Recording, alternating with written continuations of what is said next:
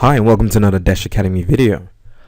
In this video I'm going to be talking about angles of elevation and angles of depression.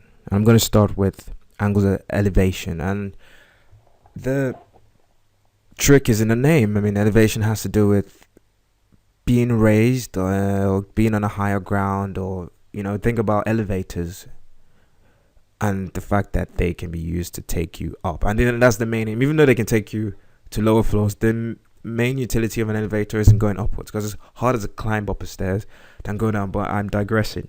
So imagine you have a ground floor and you are somewhere here, standing here, right? And there's a building, I don't know, some distance away from you, and you're looking at the top of the building. So imagine your eyes are somewhere here.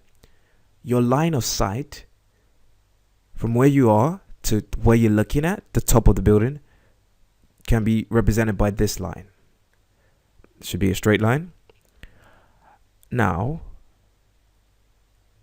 the angle of elevation is the angle between your line of sight and the horizontal line. So you draw an imaginary horizontal line to your line of sight. You can draw that anywhere. You can draw it here. You can draw it here if you want.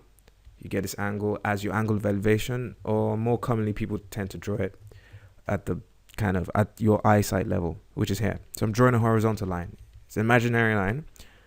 Now your angle of elevation is the angle between your line of sight, this line of sight, and the imaginary horizontal I just drew here. That's the angle of elevation. Another example, imagine this is a ground level. Now I'm just going to represent you're standing here. I'm going to represent you by a dot. That's commonly done in maths. And imagine there's a tree somewhere here. And what a weird tree. And you were looking at the top of the tree, or at any point of the tree, to be honest.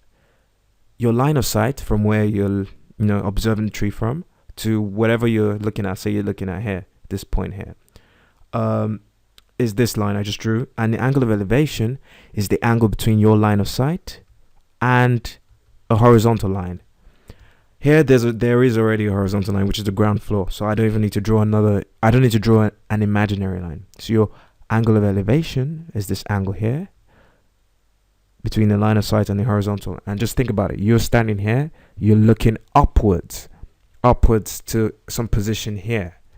Now from where you are to your line of sight, the elevation of the angle can be seen as this. So this is kind of how you measure the elevation, via an angle. This same thing here, really, and that's the angle of elevation. For the angle of depression, it's a similar thing, but again, depression in the sense that you're standing at an elevated point. You're looking at something at the bottom. So imagine there's let's call it a building. Imagine you're at the top of the building. I'm going to represent you by a dot, because to be honest, you are small relative to the building, but don't worry about that. This is the ground floor, and there is a ball here. And you're at the top of the building, and you're looking at the ball from there. And this is your line of sight. This should be a straight line, by the way. This is your line of sight. What is the angle of depression? Well, the angle of depression is the angle between your line of sight. So that's this black line. Or let me use a different color. The blue line, imagine the blue line is your line of sight. And now the angle of depression is the angle between this blue line of sight and a horizontal line. So imagine a horizontal line, which you can draw anywhere. But typically people draw it from your position, the observation position. So literally what I'm saying is this line of sight and this horizontal line make an angle. That angle is your angle of depression. And that's pretty much it. In terms of the WIAC exam, most problems involving angles of depression or angles of elevation would usually involve you forming a right angle triangle and using Pythagoras' theorem or SOHCAHTOA, so basic trigonometry.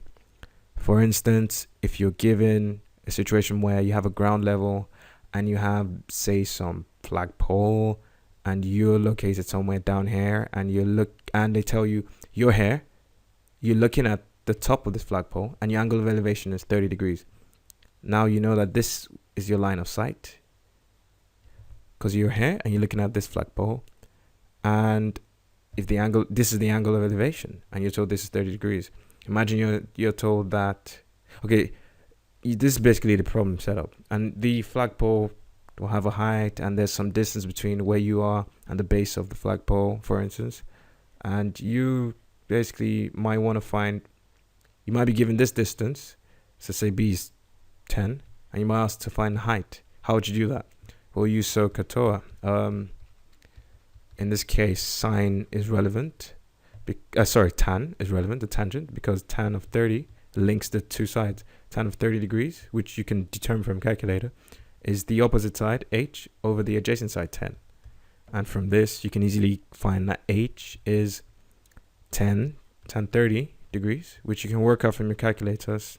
From your calculator. You could also have been maybe not given B and told that h was 20, for instance. How would you find B? Well, similarly, tan 30 degrees links h and B. So opposite side is h, which is 20 now. B we don't know, and that's the adjacent side. Again, if you simplify this, multiply through by B, for instance, you get B tan 30 is 20, and solving for B, you get 20 you divide through by tan 30, 20 divided by tan 30 degrees. From your calculator, you can easily work this out. So what I'm trying to say is, most problems involving angles of elevation and angles of depression usually boil down to this. This is one involving an angle of elevation, and typically, again, like I said, this was a pole, and it will be vertically erect usually, and this will be ground level, so this angle will be 90 degrees. And that is how you know you have a right angle triangle. From this line of sight, the flagpole you take to be a line, and your ground level you take to be a line.